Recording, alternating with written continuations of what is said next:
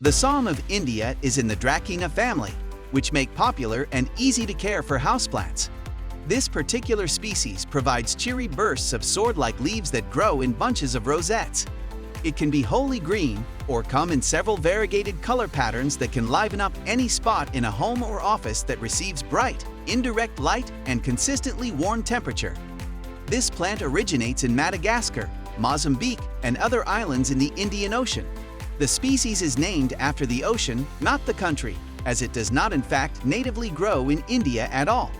This plant is an important part of the ecosystem on the islands of its natural habitat. Its fruit feeds the critically endangered black and white ruffled lemur, which relies on it as an important part of its diet. The plant provides a home for the largest darkling beetle in the world, the giant fretted beetle, which is also critically endangered. As a houseplant, the Psalm of India is beloved for interior decor, as it grows slowly and requires very little attention.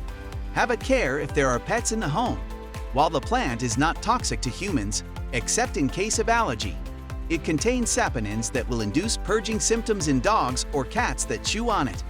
When kept in a safe place, the Psalm of India needs only weekly waterings and adequate light and humidity to brighten up indoor spaces for years to come.